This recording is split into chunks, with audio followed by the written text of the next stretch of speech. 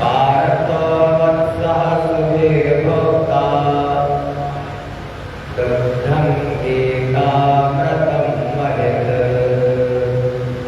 दुग्धं गीतामृतं महित। प्रेम सब लोग कृष्ण कन्हैया लाल की, राधे राधे सरकार की।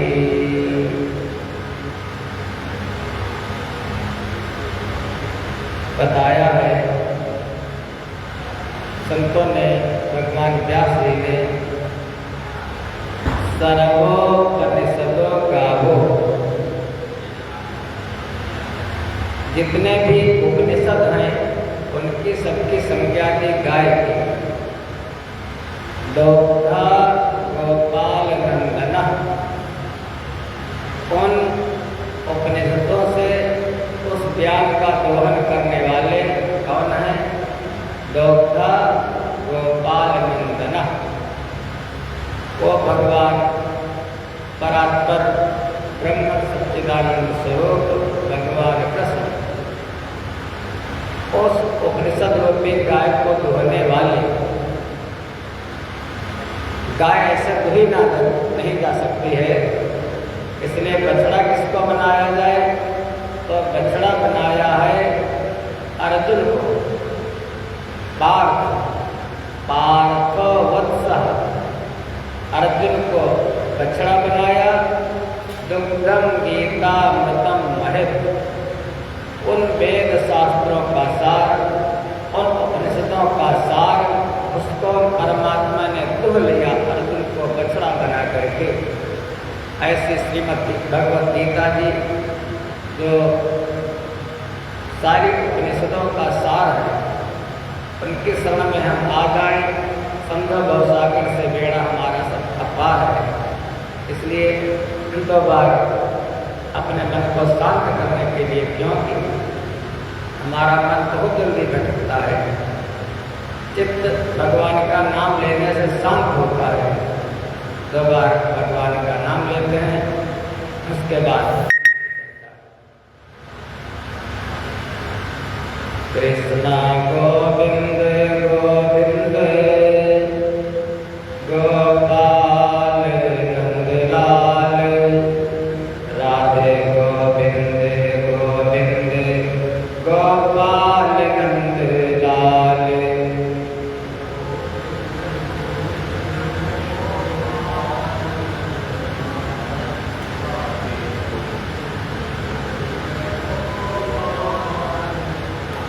कृष्णा गोविंद गोविंद गोपाल नंदलाल, राधे गोविंद गोविंद गोपाल नंदलाल। कृष्णा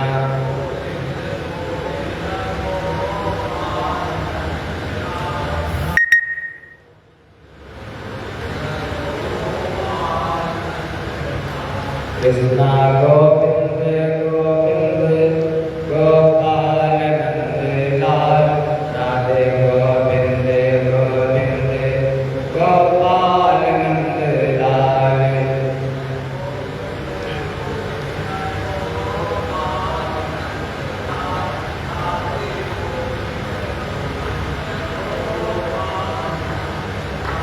मेरो यशोदा को लाल, मेरो यशोदा को लाल,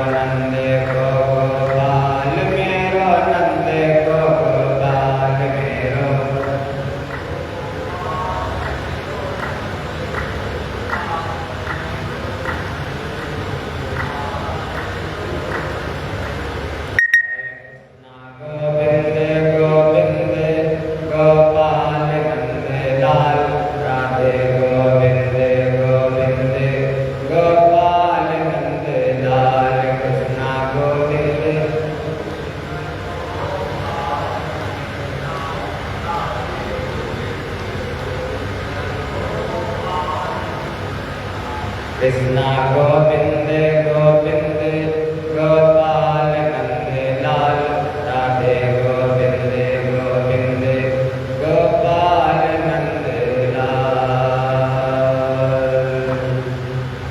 प्रेम से बोलो कृष्ण कन्हैया लाल की।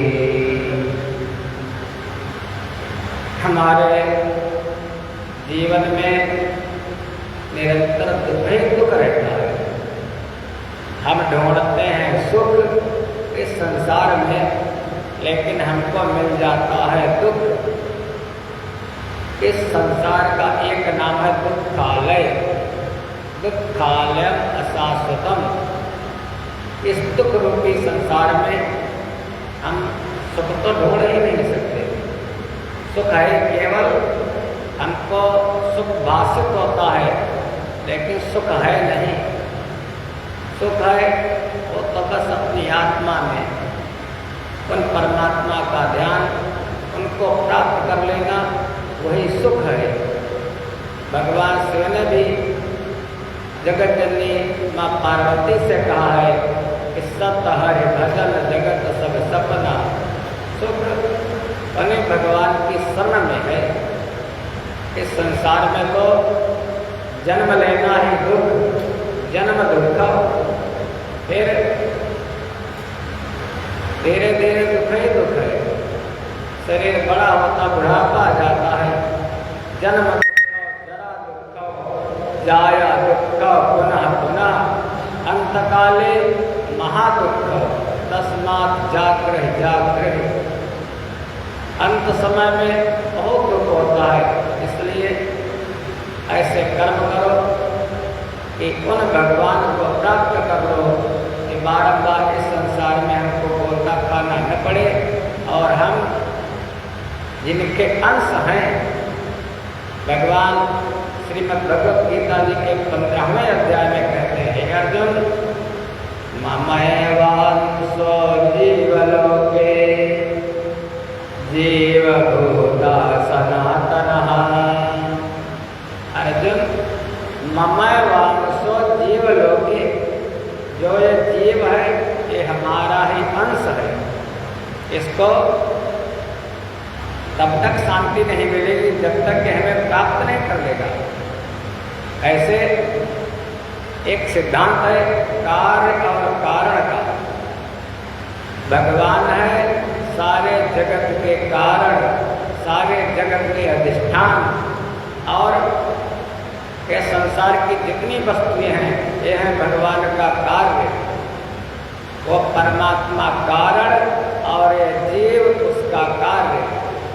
तो जब तक कार्य अपने कारण को नहीं प्राप्त कर लेता तब तक शांति नहीं। मान लिया, थोड़ा विचार करो कि समुद्र से वाष्प बनी, गर्मी हुई, समुद्र से वाष्प बनी, बादल बन गया, बादल बन करके बरसात हुई, बूंद गिरी, रेगिस्तान में गिर गई, दैववश बूंद को शांति नहीं मिली। फिर गर्मी हुई, क्योंकि तत्व का नाश तो होता नहीं। वो फिर पाप बनी, फिर उड़ करके बादल में गई, फिर पानी बन करके बरसी। आखिर में कभी भगवान ने कृपा की उस बूंद पर, वो जाकर के किसी जल की नदी में गिरी। नदी से धीरे धीरे चलते चलते दूसरी बड़ी नदी में गई, और आखिर में वही बूंद जाकर के सागर में समाहित हो जाती है। ऐसे ही हम सभी क्या है, उस परमात्मा का अंश, ममैवांसो जीवलोके, उस परमात्मा से अलग हो गए हैं। कुछ भी करें, कितनी भी शांति ढूंढे, जन्म हो जाए 100, 1000, करोड़, लेकिन शांति मिलने वाली नहीं है। शांति कब मिलेगी? जब हम उसी परमात्मा को प्राप्त कर लेंगे। हम जहाँ से आए हैं वहीं जो हमारा कारण है, जो हमारा अधिष्ठान है, जब उसको प्राप्त कर लेंगे तभी शांति मिलेगी। ऐसे ही भगवान ने कहा, अर्जुन यदि तू शरीर के लिए शोक करता है तो शरीर तो नाशवान है, शरीर के लिए शोक मत कर। तब अर्जुन ने कहा, प्रभु मैं जीव हूँ, जीव के लिए शोक करूँ? भगवान ने कहा ना, ममवान सो जीव लोके, जीव का कभी विनाश होता नहीं। हे अर्जुन, जीव अविनाशी है, ईश्वर अंश जीव अविनाशी, फिर जीव के लिए शोक क्यों करता है? तब अर्जुन ने कहा, प्रभु मैं आत्मा हूँ। भगवान ने कहा, फिर वही बात, यदि तू आत्मा है तो आत्मा का तो कभी विनाश होता ही नहीं अर्जुन।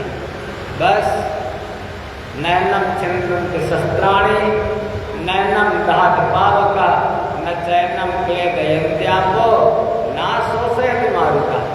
आत्मा का कभी नाश नहीं होता, इसलिए आत्मा के लिए तू शोक बिल्कुल मत कर। तीनों बात। तब अर्जुन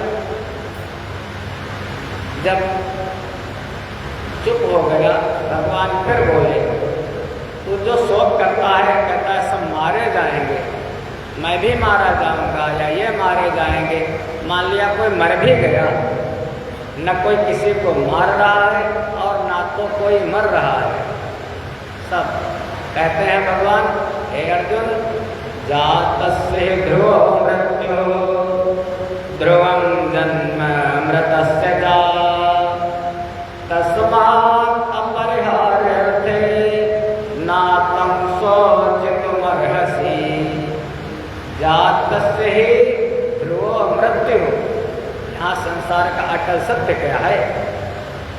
हम लोग बार बार जब जाते हैं किसी के पार्थिव शरीर में, तो वहाँ पर यही बोला जाता है कि राम नाम अगर कुछ सत्य है तो भगवान का नाम। जात से ध्रुव मृत्यु, मृत्यु ही अटल सत्य है इस संसार में। और फिर मरने के बाद ध्रुवम जन्म मृतस्य च, मरने के बाद फिर जन्म भी बिल्कुल अकाट शुद्ध जन्म तो होना ही होना है। जो मैंने कर्म किए, हमारी कामनाएं, हमारी वासनाएं जो बनी रहती हैं, उन्हीं के लिए हमको जन्म लेना पड़ता है।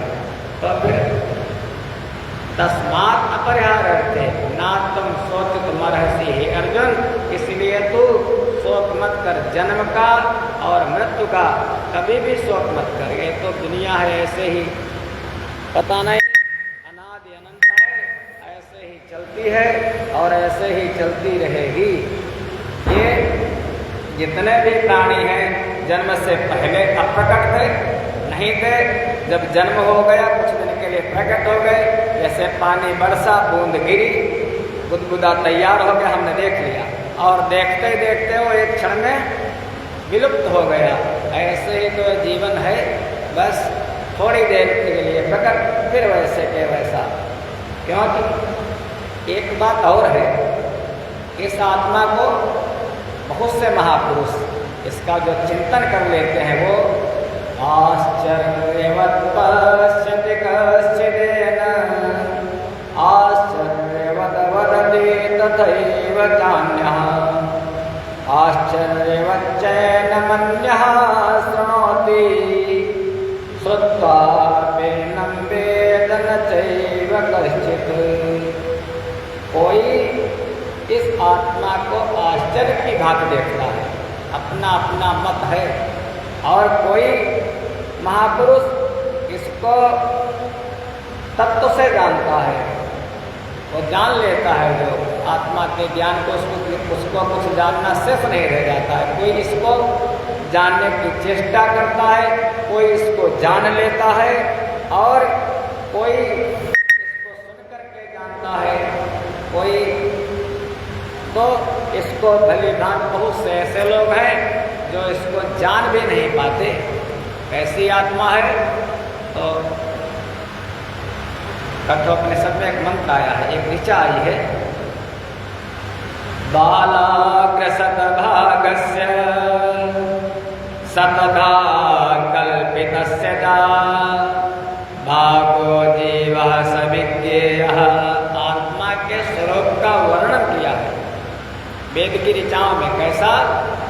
केवल थोड़ा सा एक उदाहरण दिया है, बालाग्र शतभागस्य, बाल का अग्रभाग, जो बाल होता है ना रोम, उसका जो अग्रभाग बाल की नोक, उसके 100 टुकड़े करो बाल की नोक के, और फिर उन 100 टुकड़ों के 1000 टुकड़े करो, फिर 1000 टुकड़ों के 10,000 टुकड़े करो। वो जो भाग होगा भागो जीवा सविज्ञेय, वो भाग होगा आत्मा का। ऐसा वर्णन वेद की ऋचाओं में आया। वो मन बुद्धि वाणी से परे है महाराज। और वो आत्मा ये भी विचार करो, एक देशी है या सर्वदेशी, एक ही जगह में रहता है या हर जगह व्याप्त है। वो आत्मा अपरिच्छिन्न है, देश की सीमा से, काल की सीमा से और परिस्थिति की सीमा से, क्योंकि वो सर्वदेशी, हर देश में रहने वाला, एक ही साथ हर देश में रहने वाला है, एक ही साथ हर काल में रहने वाला है। कल भी था, आज भी है, आगे भी रहेगा। और एक ही साथ हर परिस्थिति में भी रहने वाला है। कोई भी परिस्थिति आए वो महाराज अपरिच्छिन्न, देश काल और वस्तु की सीमा से वो अपरिच्छिन्न है। वही शुद्ध बुद्ध मुक्त आत्मा है। एक बात, इस समय तेरे लिए जो ये युद्ध का द्वार खुला है, ये तेरा धर्म नहीं स्वधर्म है, तेरे लिए तो विशेष करके, क्योंकि ब्राह्मणों का धर्म है वेद पाठ करना और कराना, स्वयं ज्ञान प्राप्त करना और समाज को ज्ञान देना, फिर दान लेना और समाज को दान देना, सेवा करवाना और समाज की सेवा करना। क्षत्रियों का काम है समाज की रक्षा करना, रक्षा मंत्री क्षत्रियों का काम इस समय। कौन रक्षा मंत्री है महाराज? तो कोई क्षत्रिय ही देश की रक्षा कर सकता है। ब्राह्मण मुखमासीर बाहुराजन्य कृता। इसलिए तेरा तो धर्म यही है, तेरा स्वधर्म यही है कि स्वर्ग का खुला हुआ द्वार है। जब जीत गया तो राज्य को भोगेगा, और यदि वीर गति को प्राप्त हुआ तो तुझको स्वर्ग की प्राप्ति होगी। और मान लिया तूने युद्ध नहीं किया, कहता मैं युद्ध नहीं करूँगा, युद्ध से पलायन कर गया, तो बड़ी भारी तेरी अपकीर्ति होगी, तेरी बदनामी होगी। इस समय तो लोग कहेंगे इसने युद्ध नहीं किया, फिर आने वाले जो तेरी पीढ़ियाँ होंगी वो भी तेरी निंदा करेगी। जब तक ये संसार रहेगा, जब तक इतिहास रहेगा, तब तक तेरी अपकीर्ति होगी। और अपकीर्ति से बढ़ करके क्या है? आपको कोई महाराज आपका अपमान करे, आपकी बुराई करे, आपको अच्छा लगेगा क्या? ऐसे कर्म करके जाओ संसार से कि बाद में महाराज आपकी लोग चर्चा करें, हाँ बहुत अच्छा व्यक्ति था, चला गया, ऐसा न हो मर गया, पिंड छूटा, बड़ा दुष्ट था, ये भी कह देते हैं लोग। तो ऐसे कर्म अगर करोगे तो तेरी बड़ी बुराई होगी। अर्जुन सुन रहा था, उसी समय भगवान ने कहा केवल इस समय तेरा धर्म है युद्ध करना, और इस संसार में जीव का केवल कर्म करने में अधिकार है। बहुत ही प्रचलित श्लोक श्रीमद् भगवत गीता जी का 2 अध्याय का 47वां। भगवान कहते हे अर्जुन, कर्मण्येवाधिकारस्ते मा फलेषु कदाचन मा कर्म फल हेतुर्भो मा संगस्तो अकर्मणि। तेरा केवल कर्म करने में ही अधिकार है, तो फल की इच्छा मत कर। जब तू कर्म करेगा, पुरुषार्थ करेगा तो फल तो मिलेगा। कर्म किए जा, कर्म किए जा, फल की इच्छा मत कर रहे इंसान। केवल कर्म करने में अधिकार है। जब कर्म करोगे महाराज, पुरुषार्थ करोगे, मेहनत करोगे, काम करोगे, तो धन तो आएगा आपके पास, कर्म का फल तो मिलेगा। गोस्वामी जी ने कहा है कि कर्म प्रधान विश्व रचि राखा, जो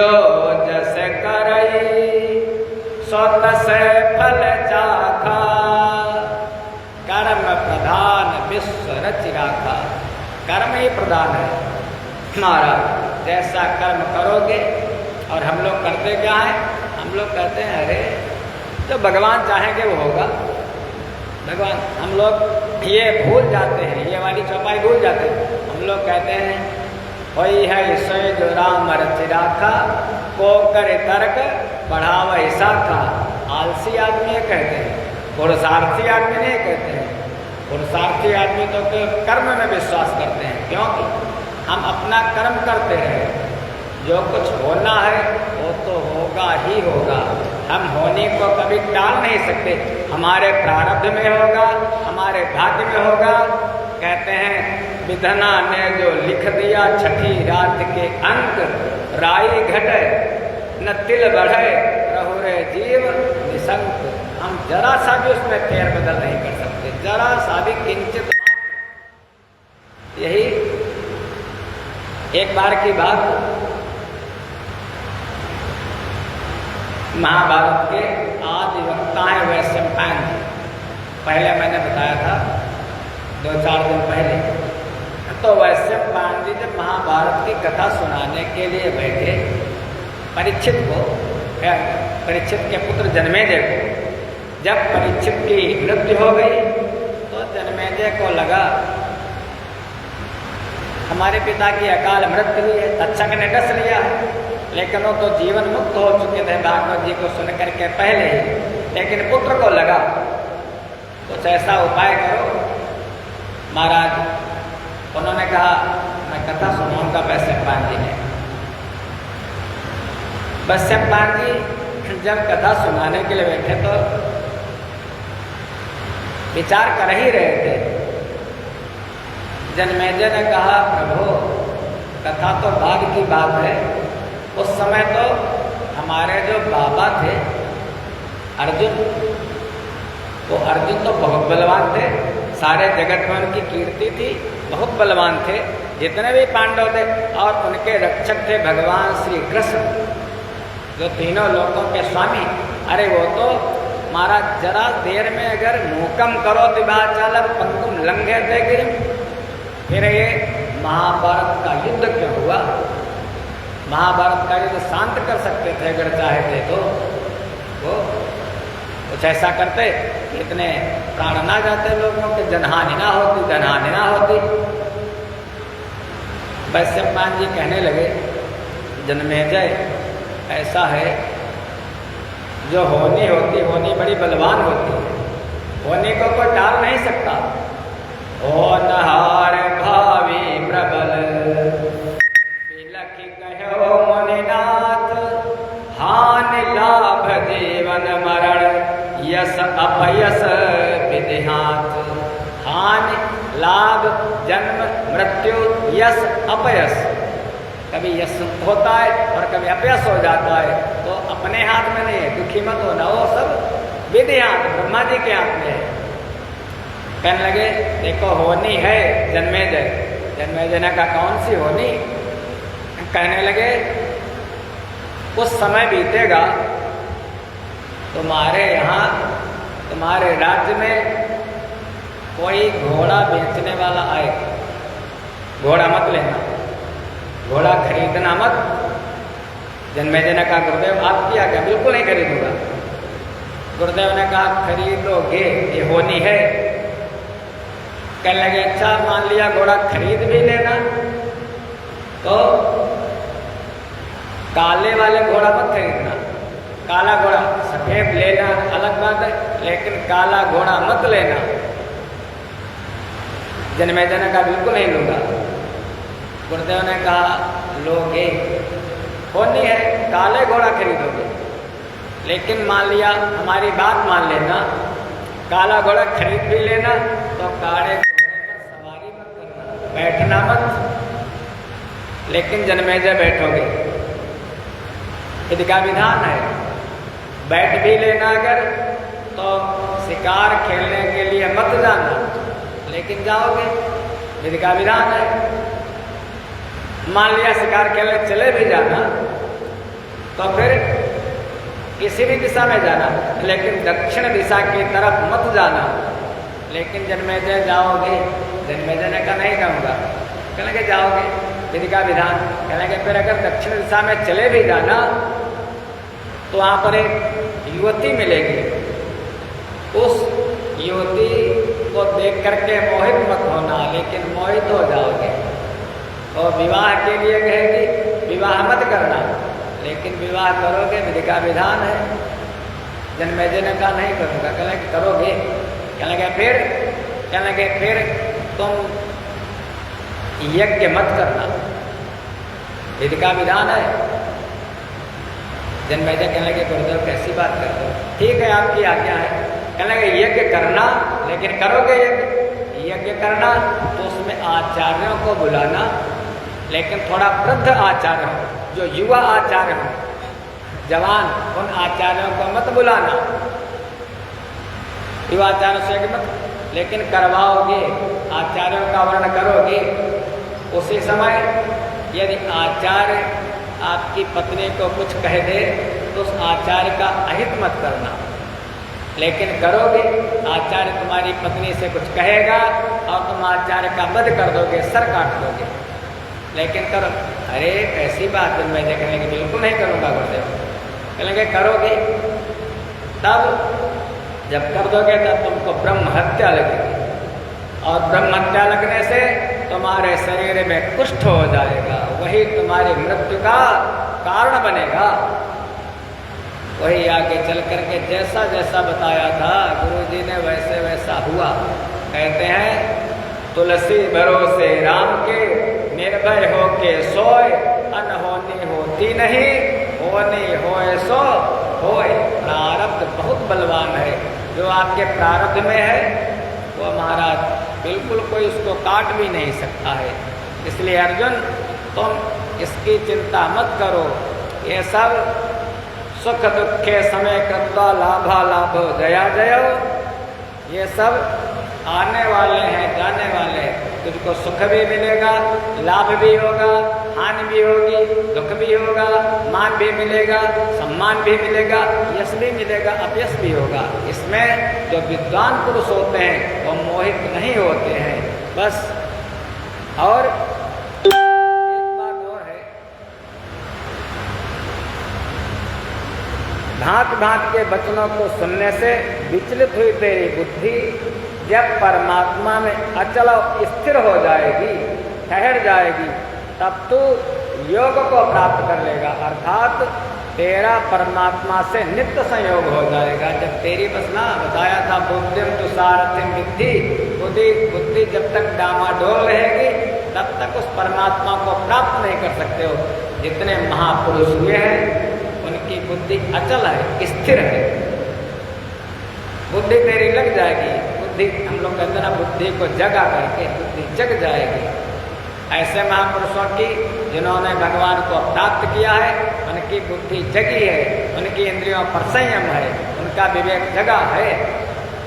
कहने लगे, अर्जुन ने पूछा प्रभु ये बताओ, जो जिनकी बुद्धि जगी है, जो भगवान के भक्त हैं, जिन्होंने भगवान को तत्व से जान लिया है, उनको स्थिर प्रज्ञ कहा जाता। स्थिर प्रज्ञ, प्रज्ञ माने बुद्धि, प्रज्ञा, जिनकी प्रज्ञा प्रखर है, जिनकी प्रज्ञा जग गई है। प्रभु उनके लक्षण क्या हैं? जैसे हम लोग अगर किसी के पास ज़्यादा धन है तो उसको हम लोग कहते हैं धनवान, किसी के पास अगर ज़्यादा ज्ञान है तो हम उसको कहते हैं ज्ञानवान, कोई किसी के पास ज़्यादा बुद्धि है तो हम उसको कहते हैं बुद्धिमान। ऐसे जिसके पास यह गुण है, जिसकी प्रज्ञा प्रखर है, जिसकी प्रज्ञा जगी है, उसी को कहा जाता है स्थित प्रज्ञ। अर्जुन ने प्रश्न किया स्थित प्रज्ञ के लक्षण क्या है प्रभु? पहले भगवान ने अर्जुन का मोह दूर किया, फिर अर्जुन ने प्रश्न किया। अब अर्जुन प्रश्न करता जाता है कि अर्जुन तेरा केवल कर्म करने में ही अधिकार है। फिर ज्ञान की बात, स्थित प्रज्ञ के लक्षण क्या है? गीता जी का 2 अध्याय 54वां श्लोक। अर्जुन पूछने लगे, हे प्रभु स्थित प्रज्ञस्य का भाषा समाधि जयाति तेऽधिकम् सर्वान् पार्थमनोगतान् आत्मन्येयात्मना तुष्टः स्थित प्रज्ञश्च गोचते प्रजहाति यदा कामान, इनकी सारी कामनाएं समाप्त हो गई हैं। कोई भी कामना जिनके अंदर शेष नहीं, क्योंकि अगर कामना रहेगी तो हमको दोबारा जन्म मिलेगा। सर्वान पार्थ मनोगतान आत्मन्य आत्मना तुष्टा, जो अपनी आत्मा में ही महाराज संतुष्ट है, जिनके राग द्वेष, राग माने किसी से हम लोग कहते हैं हमको राग हो गया, बिना उसको देखे हमको चैन नहीं है। चिंतन देखो धोखा ही होता है, या तो किसी से राग हो गया उसका चिंतन होगा, बार बार उसी का चिंतन होगा जिससे मन लग जाएगा, और या तो द्वेष हो गया, हमको किसी ने बुरा भला कह गया, द्वेष हो गया, या तो राग में चिंतन होगा या तो द्वेष में चिंतन होगा। हम राग हो और ना तो द्वेष हो, कहते हैं बीतरागी संत, जिनको न किसी से राग है और न किसी से द्वेष है, वो है बीतरागी। कभी सुख होता है कभी दुख होता है, न हम सुख में सुखी न हम दुख में दुखी। दुखेषु उद्विग्न मनः सुखेषु विगत स्पृहा, दुख में कोई दुख नहीं, सुख में विगत स्पृहा, करने वाले तो भगवान है, कोई स्पृहा नहीं हमारी। फिर वीतराग भय क्रोधा, वीतराग न राग न द्वेष, ऐसे मुनि भगवान को प्राप्त करते हैं। हे अर्जुन, उसके बाद जो शुभ या अशुभ वस्तु को प्राप्त करके भी न प्रसन्न होता है और न किसी से द्वेष करता है, कुछ भी हमको अच्छा मिल जाए और चाहे हमको बुरा मिल जाए, चाहे शुभ हो और चाहे अशुभ हो, हम लोग विचार करते हैं, घर से निकलते हैं, किसी ने छींक दिया, शास्त्र कहता है शकुन या अपशकुन है तो मानना चाहिए, लेकिन भगवान कहते हैं जो ज्ञानी महापुरुष है वो कोई विचार नहीं करते हैं महाराज, चाहे शुभ हो या अशुभ हो, हमारे साथ तो हमारे भगवान हैं, बस हम क्यों चिंता करें, चिंता करे बलाए हमारी। फिर यदा संहरते चायं कूर्मोऽङ्गानीव सर्वशः इन्द्रियाणीन्द्रियार्थेषु तस्य प्रज्ञा प्रतिष्ठिता प्रजहाति यदा कामान, जिसकी सारी इंद्रियां, जैसे कोई कछुआ, आप लोगों ने देखा होगा जल के अंदर रहता है, पानी में कछुआ रहता है। आप अभी उस दिन गए थे बाबा पशुपतिनाथ, चारों तरफ तालाब है और वहाँ पर मछलियाँ भी हैं, कछुए भी हैं बहुत से। जैसे अगर किसी ने जरा सा भी उसके कोई पत्थर मारा, कोई ढेला मारा, तो अपने सारे अंगों को, या किसी जीव ने प्रहार किया, अपने सारे अंगों को खींच लेता है, समेट लेता है अपने अंदर। ऐसे ही हमको कछुआ से ये शिक्षा लेनी है। महाराज दत्तात्रेय जी ने 24 गुरु बनाए थे, श्रीमद् भागवत जी में कथा आती है। कछुआ से हमको ये शिक्षा लेनी है, अपने सारे अंगों को माने अपने सारी इंद्रियों को समेट लेना। यदा संहरते चायं कूर्मोऽङ्गानीव सर्वशः, जैसे कछुआ अपने सारे अंगों को समेट लेता है, ऐसे ही बस हमारा अपनी इंद्रियों पर दृढ़ संयम भाई। लेकिन इंद्रियां बलवती हैं, इंद्रियां तो जाएंगी, इधर मन होगा उधर इंद्रियां जाएंगी, लेकिन हम क्या करें, बार बार खींच करके। भगवान कहेंगे आगे वाले गीता के 6वें अध्याय में कि हे अर्जुन, अर्जुन कहेगा प्रभु मैं कैसे रोकूं, हमारा मन बहुत चंचल है, इंद्रियां चारों तरफ भागती हैं। अर्जुन प्रश्न करेगा 6वें अध्याय में कि हे प्रभु चंचलं हि मनः कृष्ण प्रमाथे बलवदृढं तस्याहं निग्रहं मन्ये वायोरिव सुदुष्करम्। कठिन है। चंचलंग मना कृष्ण, मन बहुत चंचल है, मन बहुत चलायमान है, बहुत कठिन है मन को रोकना। प्रमाथी प्रमथन स्वभाव वाला है, मन हमारे बुद्धि को मथ देता है। जरा सा भी विकार आ गया, जरा सा भी एक बात आ गई, हमारी बुद्धि को मथ देता है। प्रमाथी बलवघ्न तस्याहं निग्रहं मन्ये, उसका निग्रह करना, उसको रोकना, उसको डाइवर्ट करना बड़ा कठिन है प्रभु। भगवान ने कहा असंशयं महाबाहो, महाबाहो एक अर्जुन का भी नाम है महाबाहो, जिसकी भुजाएं घुटने तक लंबी हों, घुटने तक जिसकी भुजा। ऐसे भगवान का भी नाम महाबाहो, तो नर और नारायण भगवान के ही अवतार हैं। असंसंग महाबाहो, इसकी महापुरुषों की भुजाएं घुटनों तक लंबी होती हैं, हम लोगों की वहाँ तक नहीं जाती। नाप लेना, जो महापुरुष रहे होंगे महाराज उनकी। असंसंग महाबाहो मनो दुर्निग्रहम चलम, बहुत ही दुराग्रही मन है, रोकने में कठिन है, मन रोका नहीं जा सकता, लेकिन असंभव नहीं है। असंभव इसलिए नहीं है क्योंकि मन का स्वभाव है जाना, मन चला गया, लेकिन हमको बार बार उस मन को खींच खींच करके लाना है। कैसे लाना है?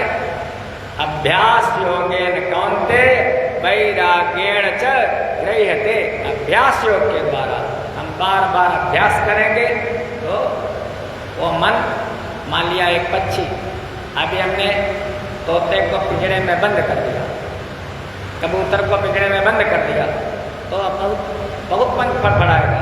एक दिन फड़फड़ाएगा, 2 दिन फड़फड़ाएगा, 3 दिन 4 दिन, लेकिन जब उसको पता चल जाएगा अब इसी में रहना है, इससे बाहर जाना ही नहीं है, तो फिर दुबक करके उसी में बैठ जाएगा।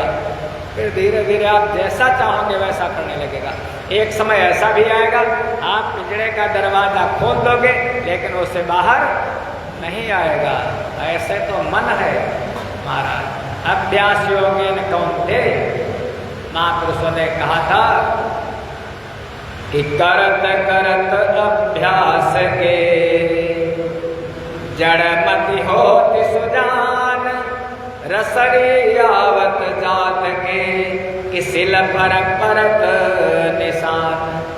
जब पत्थर पर निशान पड़ सकता है तो ये तो मन है। पहले के समय में कुआं होता था, जल भरने वाला, हम लोगों के बचपन की बात है, तब बाल्टी डाली जाती थी कुएं में और जो कुएं की जगत होती थी उसी पर रस्सी डाल करके निशान बन जाता था पत्थर पर। रसरे यावत जात के सिल पर परत निशान। और ऐसे महाराज हमारा मन है, मन रोका जा सकता है। भगवान ने कहा इसलिए अर्जुन, जिसकी इंद्रियां अपने बस में है, जिसकी इंद्रियां विषयों की तरफ भागती नहीं है। जैसे एक नाम है दशानन, रावण दशानन, 10 धन आनंद, जिसके 10 मुख हैं, माने जिसकी 10 इंद्रियां बाहर की तरफ भागती हैं। निरंतर कितना भोग करो, कितना भोग करो। जो ज्यादा संग्रही होता है, ज्यादा भोगी होता है, वो भोग कुछ नहीं कर पाता। क्या रावण भोग करता था क्या? मान लिया आप घर के मुखिया हैं, दिन भर जूझे जा रहे हैं, दिन भर किसके लिए? अपने लिए, अपने परिवार के लिए, अपनी पत्नी के लिए, बच्चों के लिए। उन बड़े बड़े लोगों के पत्नी बच्चे, किसी की पत्नी भी नौकरी करती है, मौज कौन उड़ाता है? मौज उड़ाते हैं नौकर चाकर, उसकी मौज उड़ाते हैं। वो तो घर में पड़े हैं, वो महाराज अपने लिए बस निरंतर। रावण कहीं गया, एक बार कुबेर मर्धावा पुष्प ज्ञान जीत लिया, इंद्र पर चढ़ाई की, वो निरंतर इधर उधर घूमे करता था। भोग तो करते थे लंका के निशाचर। महाराज देखना, एक दशानन जिसकी 10 इंद्रियां बाहर की तरफ बगे, और एक है महाराज दशरथ। जो दशानन होता है, दशानन के यहाँ कुछ बचता ही नहीं, वो उसका कुल विनष्ट हो जाता है, कुछ नहीं बचता है। 1 लाख पूत 1.25 लाख नाती, ता रावण घर दिया निबाती। जो ज़्यादा भोगी होता है, जिसकी इंद्रियां भागती हैं, उसका विनाश हो जाता है। और जिसकी इंद्रियां सधी होती हैं, दशरथ की 10 इंद्रियाएं बस में हैं, इसलिए इसकी 10 इंद्रियां बस में होती हैं। उसके यहाँ तो भगवान का अवतार होता है, भगवान उसी के हृदय में विराजमान होते हैं जिसकी इंद्रियां बस में होती हैं। हम लोग जब पंडित जी लोग स्वस्ति वाचन करते हैं, महाराज बहुत अच्छा लगता है। जो वेद के वाक्य हैं, वेद के मंत्र, वेद की ऋचाएँ, कहते हैं ओम भद्रं कर्णेभिः शृणुयाम देवा, भद्रं पश्येमाक्षभिर्यजत्राः, स्थिरैरङ्गैस्तुष्टुवागुं सस्तनूभिः व्यसेम देवहितं यदायुः।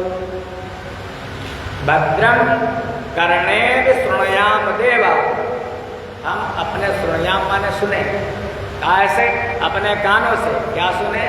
भद्र माने अच्छा ही सुने, भगवान का नाम सुने, अच्छी बातें सुने, लेकिन हम किसी की निंदा और बुराई ना सुने, अच्छे वचनों को सुने। भद्रम कर्णेभिः शृणुयाम देवा, भद्रं पश्ये, अच्छा ही देखें, अपने नेत्रों से हम जो कुछ देखें अच्छा देखें, बुरा मत देखें। मान लिया हमारी नज़र पड़ गई, मन चला गया, तो इतना तो है, हम अपना हटा ले, अब नहीं देखेंगे। बहुत से लोग देख करके बार बार देखते रहते हैं, बहुत से लोग निंदा बुराई सुनते हैं, उनको रस आता है, और बहुत से लोग भैया बंद करो, विषय हटा दो, विषय बदल दो। वही उनकी इंद्रिया संयम में है। हम देख करके अनदेखा करते, अब नहीं देखेंगे, तो उसी की जो इंद्रियों पर जिसकी विजय है, वही हमारा स्थित प्रज्ञ है। यदा संहरते चायं कूर्मोऽङ्गानीव सर्वशः, इंद्रियार्थेस्य तस्य प्रज्ञा प्रतिष्ठिता। और विषया विनिवर्तन्ते निराहारस्य देहिनः, रसवर्जं रसोपस्य परम दृष्टा निवर्तते। इंद्रियों द्वारा विषयों को ग्रहण न करने वाले पुरुषों के भी केवल विषय तो निवृत्त हो जाते हैं। मान लिया बहुत से ऐसे भी लोग हैं कि हमने इंद्रियों से भोग नहीं किया, हमने नेत्रों से भोग नहीं किया, हमने कानों से नहीं किया, हमने मुंह से नहीं किया, लेकिन मन से, मन हमारा वहाँ पर लगा है, तो फिर हमारा इंद्रियों पर संयम कैसे? वो भी नहीं होना चाहिए। हमारा मन, हमारी आसक्ति बिल्कुल उन विषयों से खत्म हो जाए। क्योंकि जैसे ही कोई विषय हमारे मन में आता है, कोई विषय आया, मान लिया हमारे मन में आया, आज क्या होता, आज हमको रसगुल्ला मिल जाता खाने को तो बड़ा अच्छा रहता। विषय आया और मैंने चिंतन किया और कुछ कारण बना कि रसगुल्ला हमको नहीं मिला, तो फिर क्या हुआ, तो हमको उसी से धीरे धीरे मोह हुआ, और मोह होने से जब नहीं मिला, हमारी कामना पूरी नहीं हुई, तो हमको क्रोध आया। सबसे पहले विषय आता, तो विषय का हम चिंतन करते हैं। कहते हैं भगवान, हे अर्जुन, ध्यायतो विषयान पुंसः संगस्तेषुपजायते, संगात संजायते कामः, कामात् क्रोधोऽभिजायते। विषयों का चिंतन करने वाले पुरुष की उन विषयों में आसक्ति हो जाती है। जब निरंतर विषयों का चिंतन करते हैं, उनसे हमारा मन लग जाता है, और जब वो हमारा विषय पूरा नहीं होता है, वो वस्तु हमको मिलती नहीं है, तो फिर हमको महाराज क्रोध आता है, और फिर जब क्रोध आता है, क्रोध से ही मोह उत्पन्न होता है। क्रोधाद भव सम्मोहा, सम्मोहात् स्मृति विभ्रमा। फिर हमारी बुद्धि भ्रमित हो जाती है, और बुद्धि भ्रमित होने के बाद स्मृति भ्रंशाद बुद्धिनाशा, बुद्धिनाशात् प्रणश्यति।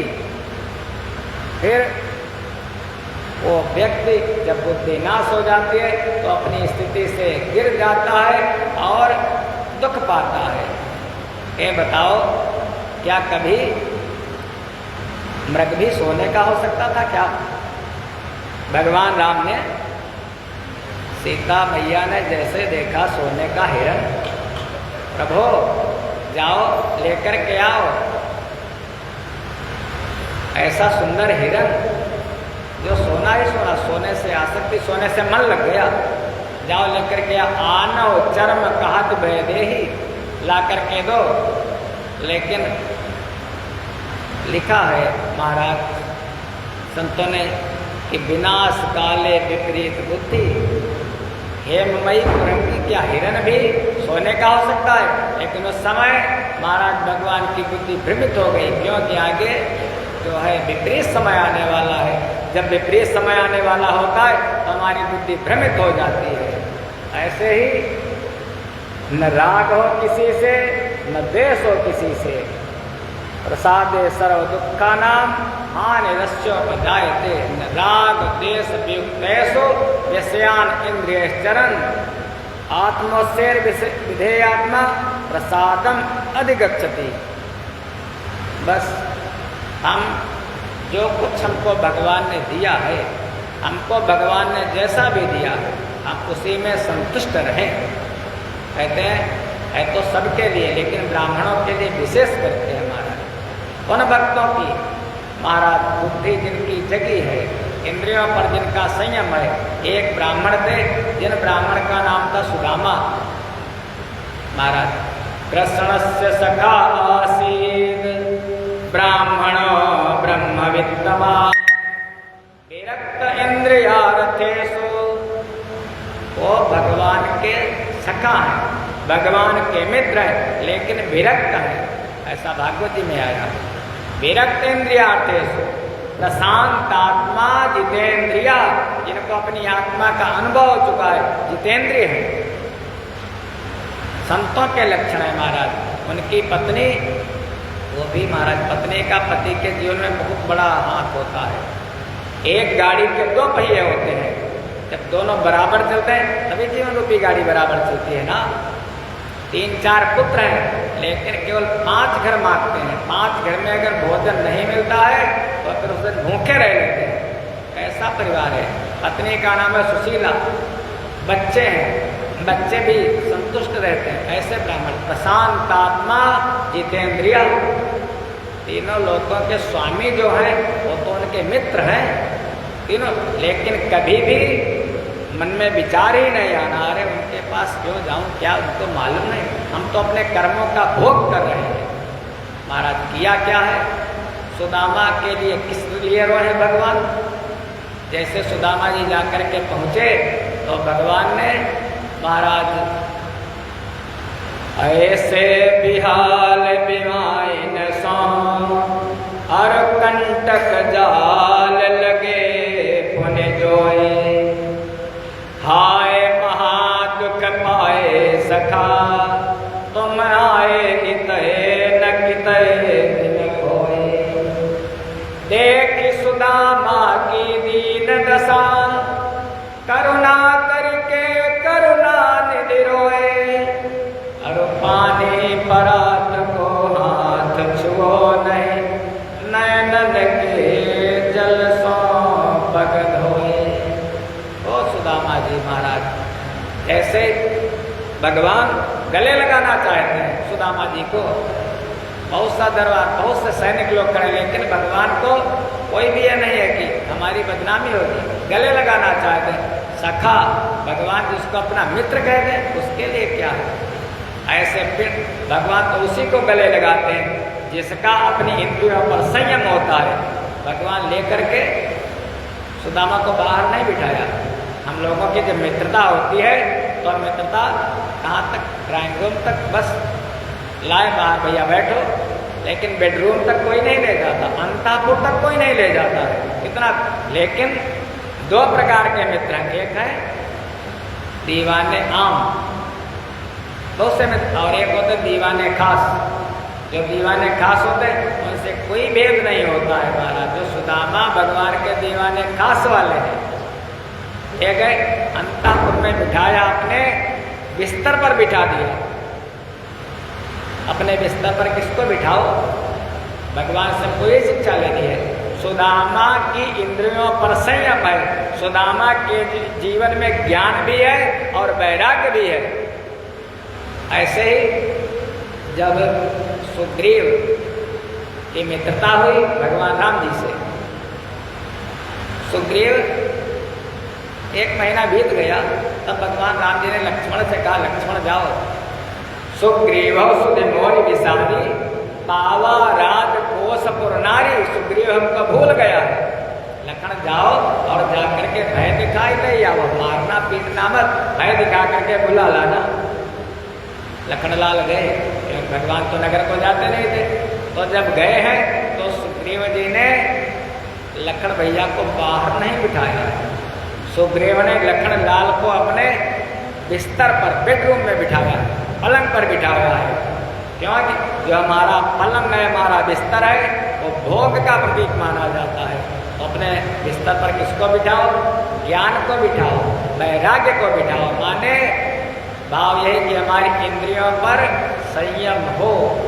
बस महाराज जैसा करोगे वैसा ही आप भरोगे, जैसा कर्म करोगे वैसे फल मिलेगा। बस ऐसे हमारी इंद्रियों राग द्वेष न किसी से राग न किसी से द्वेष, और प्रशांतात्मा जितेंद्रिय, विरक्त ज्यादा आसक्ति भी नहीं। बस धीरे धीरे संसार में रहते हुए भी, हम कर्म करते हुए भी अपने आप को कर्ता ना माने। सब कुछ है, लेकिन महाराज जनक के जैसे हमारे अंदर वैराग्य भी, ऐसे अगर ना होते तो सुखदेव जैसे जो महाराज अपनी आत्मा में रमण करने वाले व्यास के सुपुत्र, वो महाराज जनक जी के पास शिक्षा लेने के लिए क्यों जाते?